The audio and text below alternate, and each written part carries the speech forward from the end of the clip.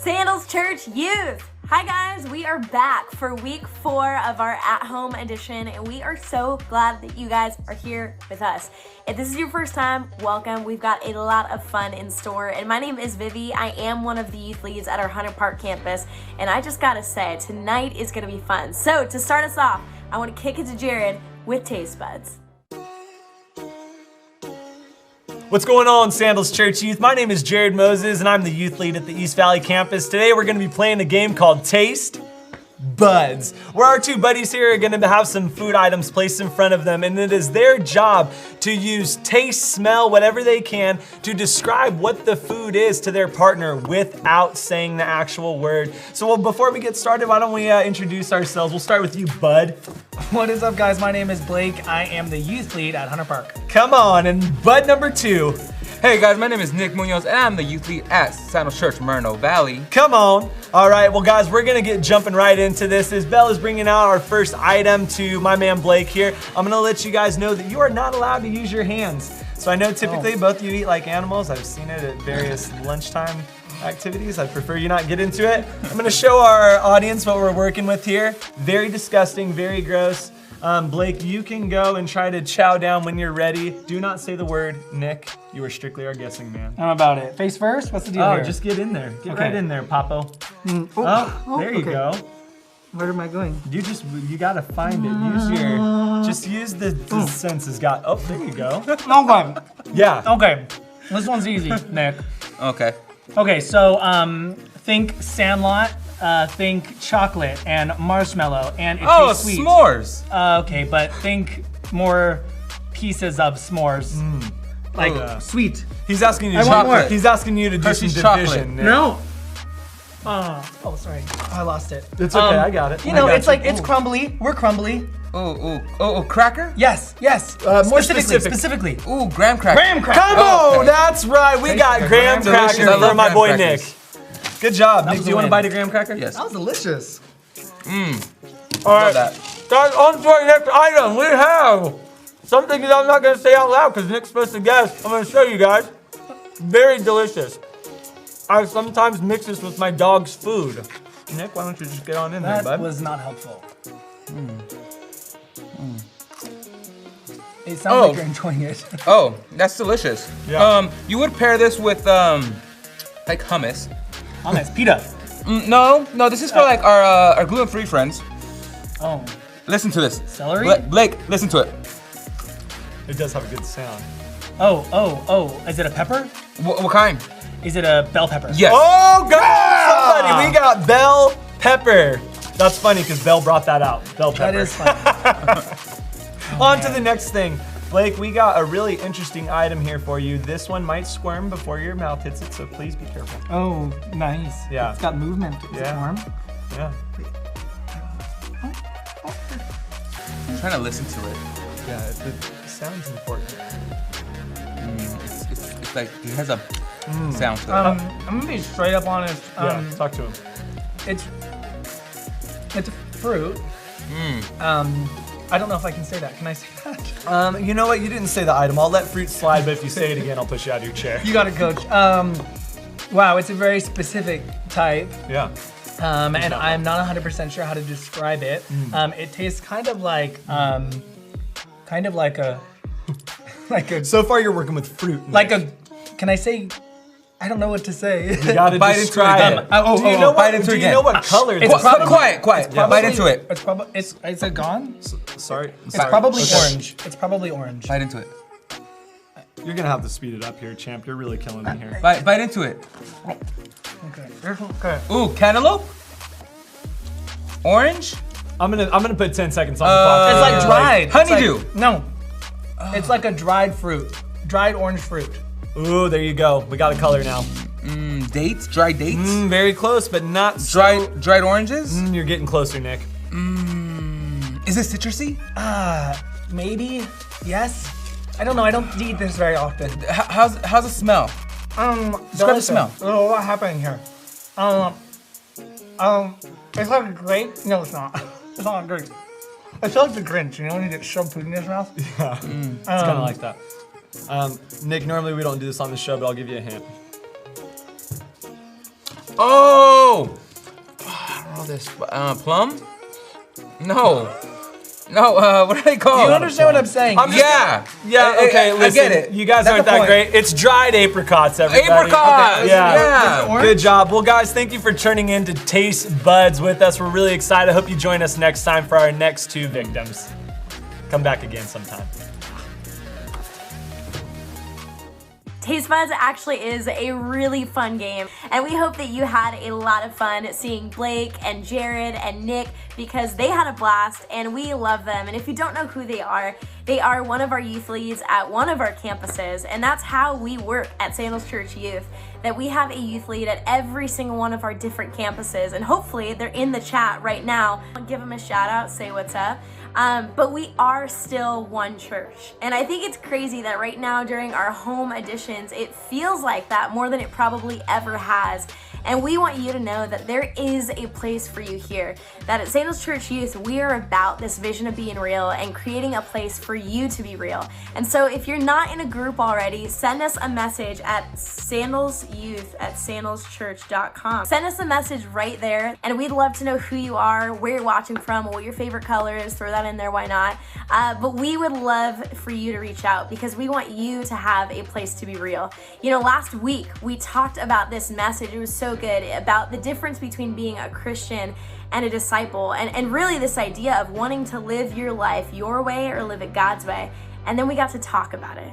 And I loved hearing the different conversations that were talked about. And that's what groups are. They're a safe place for you to just get real about where you're at and the life that God wants you to live. And so we want that for you. So if you're watching and maybe you want to hear more even about that message, go check it out. We have it on our YouTube channel and other fun content there. And share it with your friends. I dare you. Speaking of dare, the reason I said that is because this last week we had a blast, because like I said, we love to have fun. We played a truth or dare game. And so every single one of your youth leads had the option between truth or dare. And the truth was, you have to tell who your favorite student is. RIP for any of the youth leads that decide to choose that, yikes. And the dares, we had 2 dare options. One of them was you have to blindly pick 3 ingredients from your fridge, blend it together, and then drink the whole entire glass. So that was one of the dares. The other dare was you had to dress in formal attire for 24 hours straight, like full on, head to toe, laces strapped, ties tied, all the things. So it was fun, and we want you guys to check it out.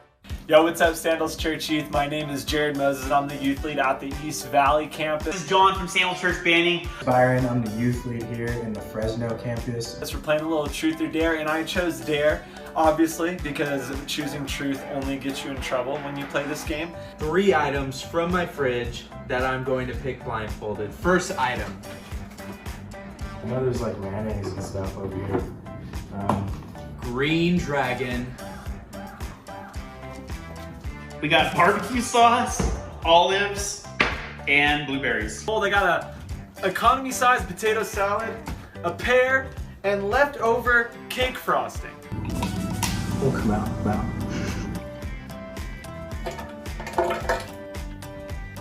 we go. All right.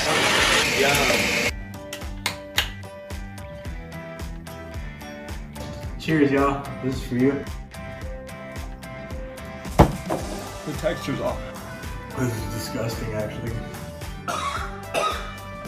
Oh, it's chunky. Nope. Oh, this is disgusting. Thanks for watching. All right, I quit.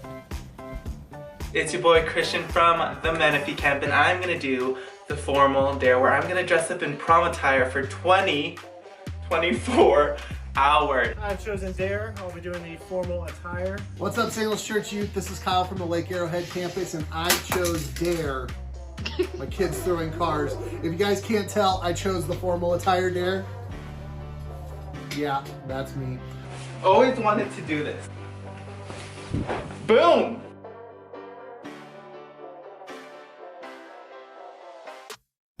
Just cooking some breakfast.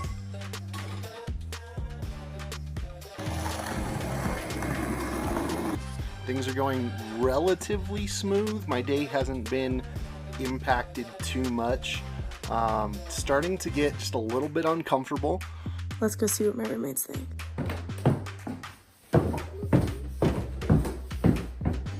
What's up?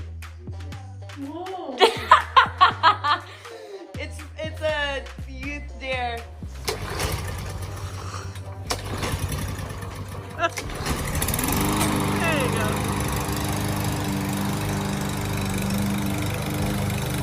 I got a haircut in the suit, an at-home haircut, by the way. Ah! Oh my gosh! He's doing this! I am so itchy. Probably the worst decision of my life. But I had dinner, I took a couple naps, I did work in this suit.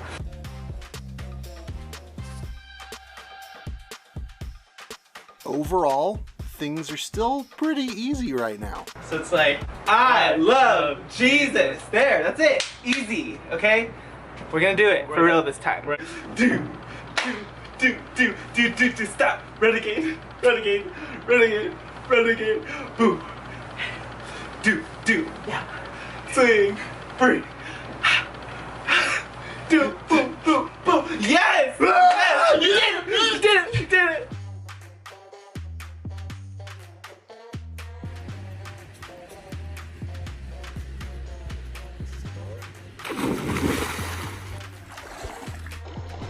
It's 24 hours later, and I'm exhausted. I slept terrible. I feel like a tightly packed sausage. I should have just blended things from my refrigerator.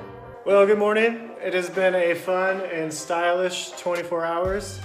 I'm excited to wear something more cozy. But yeah, there you go. All right, I did it. 24 hours in this suit. And oh my gosh, I look like a crazy person. But you guys saw it. Thanks so much for watching. We love you guys so much. It's been a full day, full 24 hours. It's 5:30 in the morning. I haven't slept. It was a great day. Thanks for sticking it out with me. Let's do truth. Who's my favorite student? Who's my favorite student? Wow, I'm gonna have a lot of angry students. Honestly, I'm gonna have to go with homie that he volunteers every week. He's always there. He's so respectful. Dean Anderson. I love Dean, man. He's the homie. This is how I feel about having to do those truth or dares. Just kidding. It was fun for the most part, except for when I may or may not have spilled black coffee on my white sheets after tripping on my long dress. Not fun. And having to see those youth leads drink those disgusting drinks. I can't even, but we hope that you guys had a blast watching us do ridiculous things and answering ridiculous truths, because the truth is, we love you guys and we love getting to share our lives with you. And so that's why I'm really excited that I get to introduce Brandon CEBALLOS, our youth lead at our San Bernardino campus, and then John Martinez, our youth lead at our Banning campus, to share some encouragement and a little bit about their stories with you guys. So check this out. What's up, you guys? My name is Brandon CEBALLOS, and I'm the youth lead at San Bernardino. I want to talk to you guys about fear. You know, we've been hearing a lot about crazy stuff on the news lately, and just life has been just chaotic and full of fear. And that's just something that we deal with now, and we've dealt with in a long time. And I want to tell you guys that me in my personal life, I've dealt with fear, honestly, all the time. Since I can remember, I've dealt with fear, and it's something that's put me in prison at my own house, made me into a person where I can't even express myself. It's basically held me back so much in my life. But Jesus has given me freedom in this. And I want to share some scripture on how Jesus has given me freedom and how I've gotten freedom through this fear. And a lot of people call it anxiety, stress, but it all takes different forms.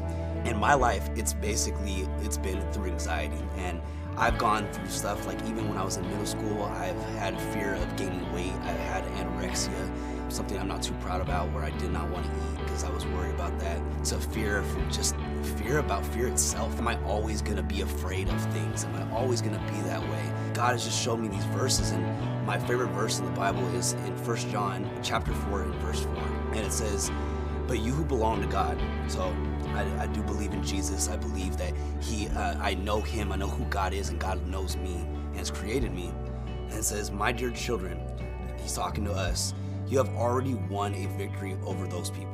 Talking about anybody in this world, anyone that gives you anxiety, anything that the media is telling you, anything like that. Because the Spirit who lives in you is greater than the Spirit who lives in the world. He's saying, because you believe in Jesus, because you believe in that, the Spirit of God is in you. And he has overcome anything in this world. So anything in this world, and God is more powerful than that. He's like, overcome it all. Doesn't matter if you're the president, doesn't matter if you're the coronavirus, he has overcome it. So that same power is in you guys. So that's cool. And when I read that, and when I think about that stuff about my fear, I think, okay, there's a God out there that is stronger than my brain can think of the most horrible things. God loves us, you guys. And if there's a God out there that is so powerful and he loves you enough to die for you, he's gonna take care of you. And trust in that, and your fear will go away. Thanks a lot. God bless. Hey, what's going on, guys? My name is John. I'm the youth lead at Banning Campus. I just wanted to come on here and share a little bit about some stuff that I experienced growing up. As a kid, I've always wanted to be a rock star, right? I wanted to play music. I wanted to play music for hundreds and thousands of people. I wanted to record albums. I wanted to do all these things that were just things that normal people didn't get to experience, right? And it was just something that I put all of my focus and all my attention into. And at some point, as a kid, I actually started to make this happen. Things started happening. I got to tour the world. I got to record records. I had record deals. And I thought that that's what I wanted. I thought that that would make me feel full. I thought that would fill that void inside of me that didn't feel like a void, but it was something that I was definitely trying to fill. And as time went on and I got a little bit older, had my first kid, I kind of started to realize that being able to be successful in music and experience those things that I only dreamed of as a kid just didn't actually fill that void. There was still an emptiness inside of me. There was things that I knew that I wanted, but just didn't know what it was. And that was actually Jesus. Once Jesus actually came into my heart and filled that void, I realized just exactly what I really wanted and what I was created for. I was created to come alongside Jesus, to follow Jesus, to be loved by him and love him as well. And that void actually got filled. And it was the most rewarding thing, being able to raise my kids in faith, following alongside Jesus as well. It was literally the best thing that could have ever happened to me. And I just wanted to encourage you guys to be able to do the same thing. Understand that God is here and he wants you to be in a relationship with him.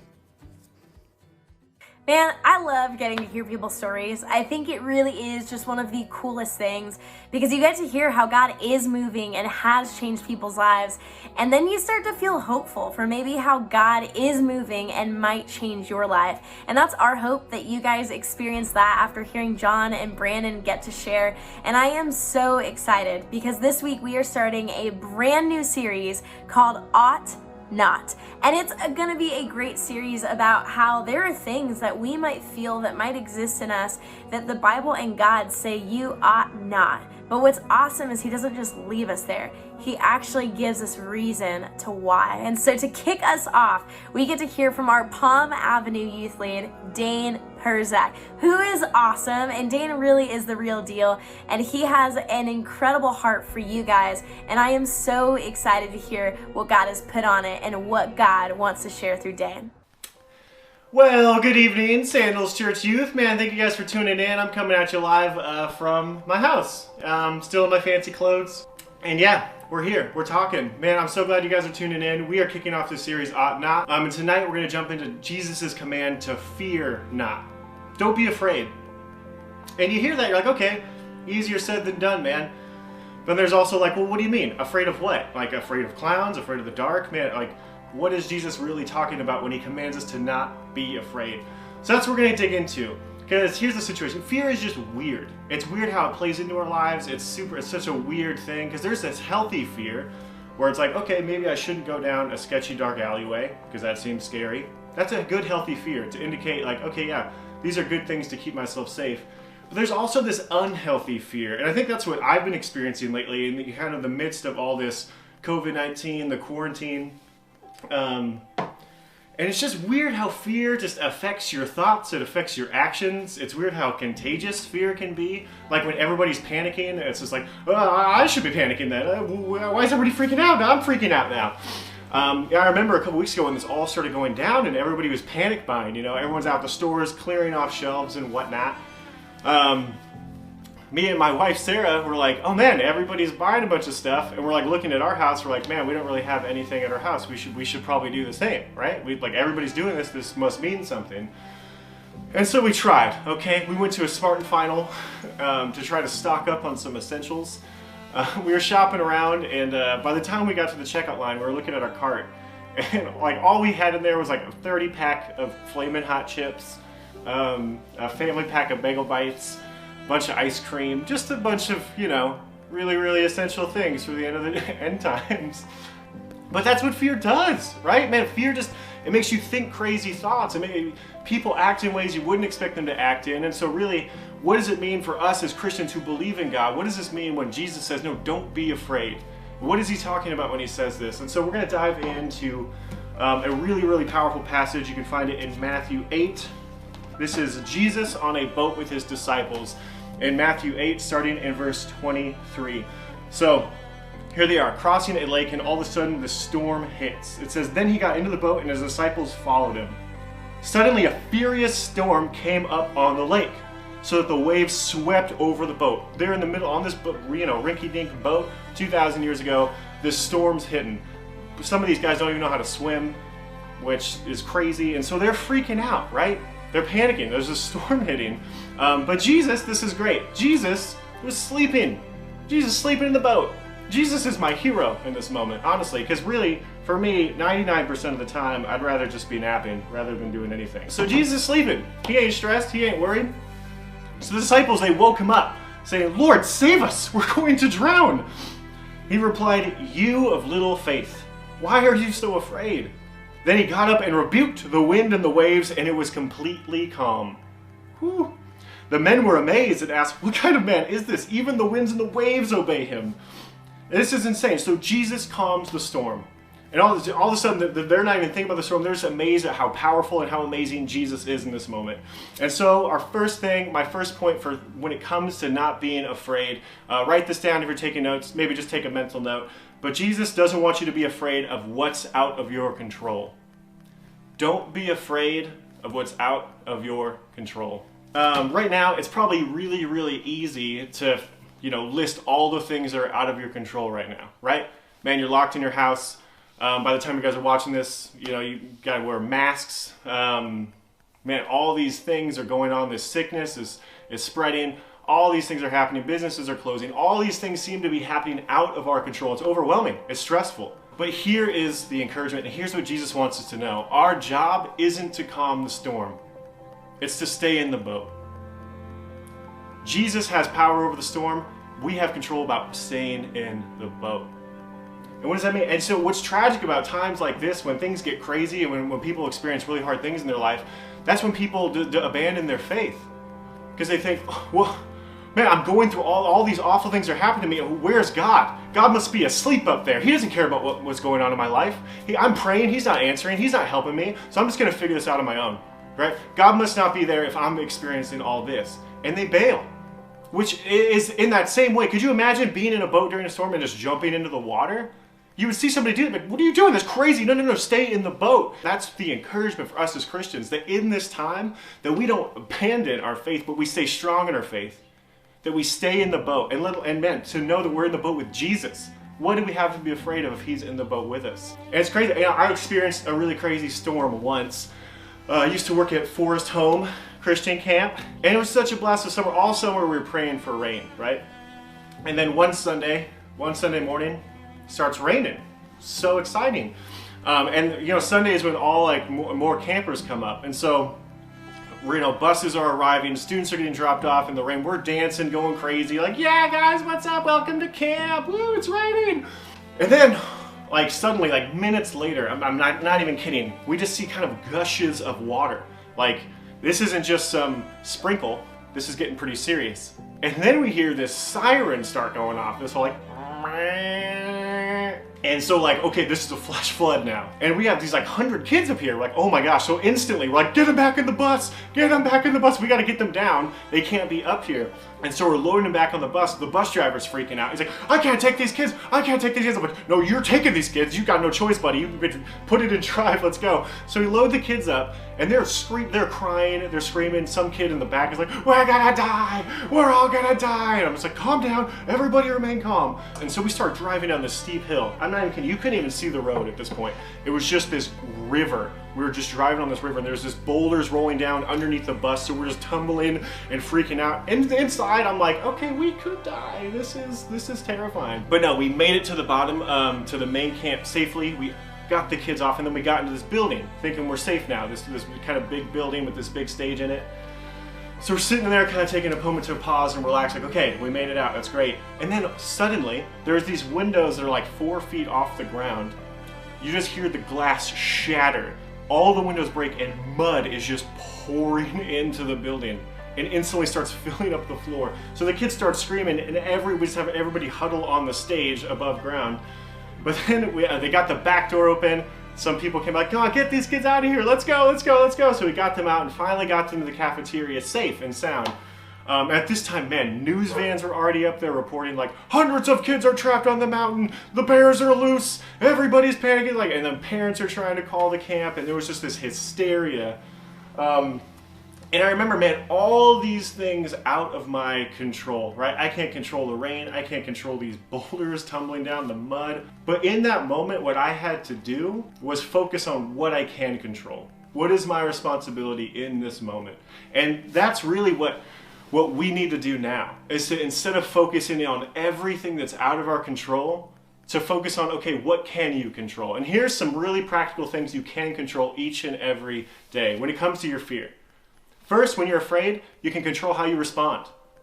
How are you responding? Man, what are your emotions? How are you treating other people? What are you turning to for comfort in this time of fear? A lot of people turn to unhealthy things. Man, what healthy habits, what healthy hobbies are you putting in your life to use this time to be life-giving, right? So how can we be focused on what we can be doing in this time? What are healthy habits? What are things you can control? Man, you can control praying, going to God, spending time with God. These are all things within our control. And I want to encourage you guys that in this time to not get overwhelmed and terrified of what's out of your control, but focus on what you can. I've noticed it's like how it affects my mood. Like when I'm stressed, when I'm freaked out, I start, maybe like I'm a terrible person to be around. My drives my wife crazy, and I just, it's like all this tension just because I'm freaked out and not handling it well. And so I think the next part, the thing I want you guys to write down and to take away is to not let fear keep you from loving other people. It would have been very, very easy for me up at that camp to just bail, right? Just like, all right, I'm looking out for myself. These kids will figure it out. I'll just kind of find shelter for myself and bail. But that would be terrible. That would be awful if I did that.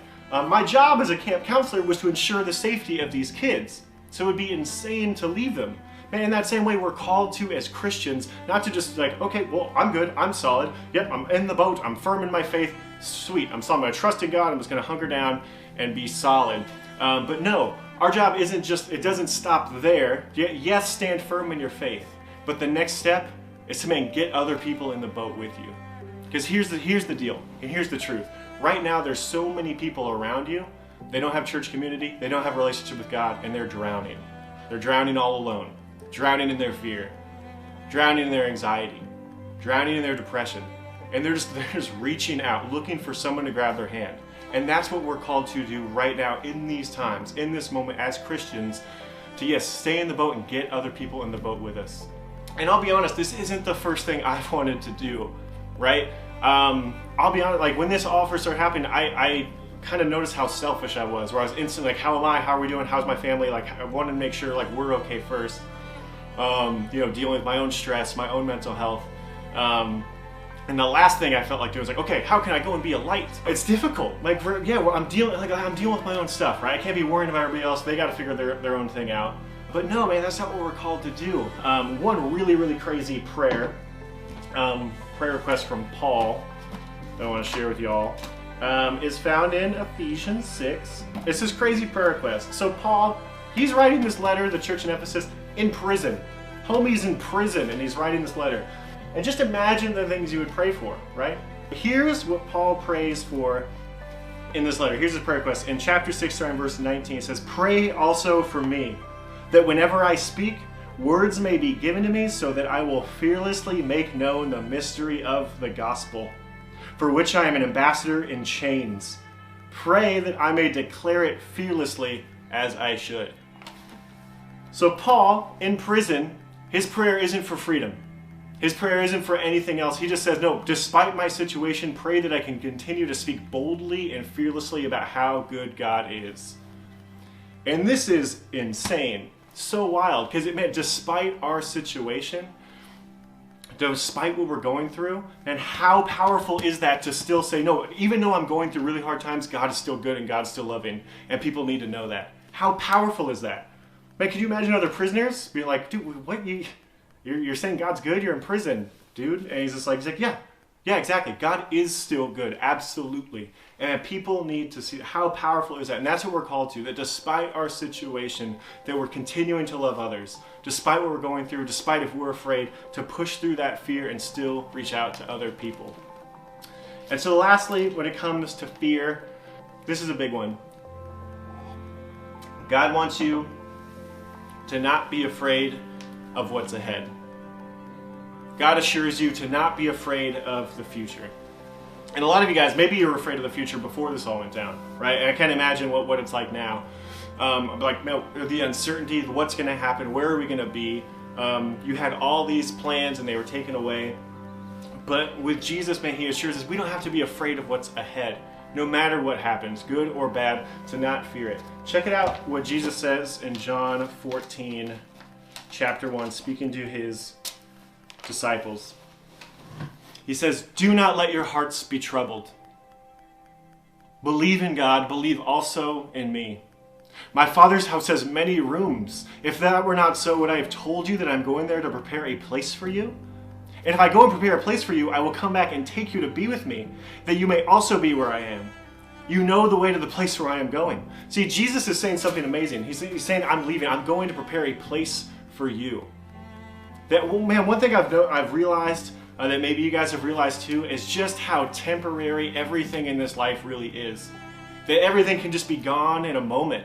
Man, how fast did this happen? Where all these things we were pouring our lives into, our efforts, our identity into, our time and our energy is just gone. Right, man? You guys are pouring into so many things, into school, sports, hobbies, activities, jobs, all your plans, and then suddenly it's just taken away. And that's exactly the question.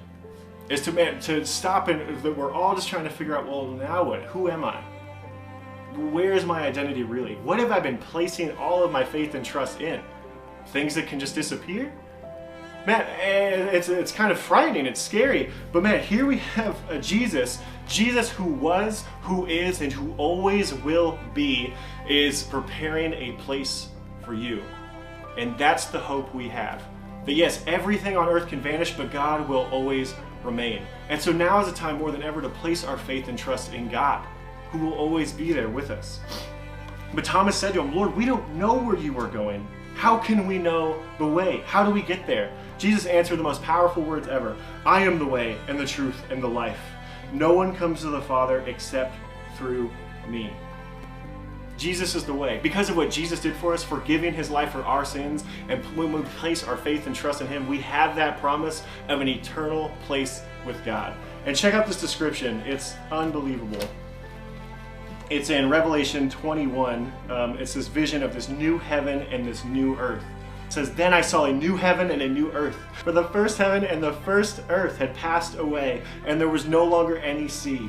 I saw the holy city, the new Jerusalem, coming down out of heaven from God, prepared as a bride beautifully dressed for her husband. And I heard a loud voice from the throne saying, 'Look, God's dwelling place is now among the people, and he will dwell with them. They will be his people, and God himself will be with them and be their God. He will wipe every tear from their eyes. There will be no more death, or mourning, or crying, or pain. For the old order of things has passed away.'" Man, I don't know about you guys, but I am looking forward to a place that is free from death and crying and pain. Man, we live in a broken world. That's the reality. And just there's so many, sin and brokenness and death is just so unnatural, and we can feel that, right? If any of you guys have ever lost somebody, you know how awful that is, and how just like you just feel robbed. Like, man, this can't be it, because it's not. God designed us to be eternal, to live forever. So man, this death, this brokenness, it's painful. It's been 8 years now since my mom passed away from breast cancer. She battled it for 2 years, which was just, man, cancer is just the worst. And that's an understatement. I don't think I've ever experienced more fear of something out of my control and uncertainty in my life. And that was like, honestly, it led to me clinging to God at the end of that, because I had nothing else. I remember our last Christmas we spent together. We were up in Mammoth Mountain in a cabin up there. A family friend let us stay up there, which was awesome to have that time together. And my mom wanted to go for a hike. She loved hiking, it was one of her favorite things. I'd always just been such a strong woman. She raised me and my brother and sister all by herself. She still graduated from college while doing that, opened her own yoga studio. She was vegan, a life coach, she was a strong, healthy, awesome woman. But this time we were up in Mammoth for that last Christmas. She was at stage 4, had grown very, very weak. And so she decided to go, she's like, hey, let's go for a hike. We'd stay inside the cabin all day, just having deep, emotional, heavy conversations. She's like, let's take a break, let's go for a hike. So we decided to go walk around this lake, and it was about 10 to 15 minutes in, where my mom, who had always been so strong, so powerful, there she was at 44 years old, and she couldn't keep going. She had to sit and take a break. She was winded, and it was a heavy moment for me, because I'd never seen her like that defeated. And what I had to do was put her on my back and carry her the rest of the way. Man, guys, there's some painful things we can go through in this life. Yes, Jesus said, in this life you will experience trouble, whether you're a Christian or not. But take heart, because I have overcome the world. See, before my mom passed away, my aunt actually shared the gospel with her. My mom prayed and accepted Jesus into her life near the end of her life. So I hold on to that hope that, man, if I see her there again in that kingdom where we live forever, that'll be a place I won't need to carry her. Because it'll be a place free from death, from crying, and from pain, that we can, man, live freely, and all this brokenness, the scary things we experience, the here and now, the uncertainty, the mourning and the crying, it'll just be this distant memory. That we can cling to that hope. So we don't have to be afraid of what's ahead. No, God's saying, don't be afraid. No, trust me, I've got you. I love you. Nothing can snatch you out of my hand. Nothing can separate you from my love. And you place your faith and trust in me, and man, come and live in my kingdom forever. Man, that's the hope that we have, right? Man, but here's the truth. Not everyone has that hope. Jesus said, the path to life is narrow and few find it. And that's the reality. Not everybody has that hope. A lot of people are drowning. So man, now is that time more than ever to be reaching out to people. Don't let fear get in the way. Don't let things out of your control get in the way. Don't let your fear of what could happen in the future get in the way. But no, reach out to people. Let them know. Invite them. Man, invite them to church. Connect with them. They can be a part of your group. Man, people right now need that hope in a hopeless time. This is a dark, dark time. But man, we have that hope. Cling to that hope. Battle that fear. Right now, you guys are going to head to group to dive more into this. For wherever you're at, you have a chance to kind of be real about how you've been processing everything. So I'm praying for you guys. I love you guys. Thank you so much for listening. Have a great time in your group. Bye. What a great message from Dane. And I know that right now, in a time where things just don't feel real, Fear is something that feels too real for a lot of us. And so we hope that tonight you felt encouraged and even hopeful for how God does want to move in that fear and change that fear. But we also hope that your night doesn't end now, but that you go into your group and get to talk about and get to be real about where you're at right now. And if you're not in a group, we would love to get you connected. Send us a message at sandalsyouth@sandalschurch.com and just let us know, because we want you to be able to have a safe place to be real and where that you feel like you have people. And so if you're already in a group, your youth leads and youth leaders should be hitting you up right now. But the last thing that I want to say is that if you need prayer or maybe even just some support through something that you're struggling through, we would love to be able to pray with you and pray for you through that. So let us know, send us a message on any of our platforms, and we'd love to come alongside you in that. And if you want to stay connected with us, make sure you're checking out Instagram, YouTube, all the things, because we got all the ways that we want to stay connected with you guys. But we love you guys, and I am praying that you guys have an incredible time in groups tonight, and I can't wait to see you again next week.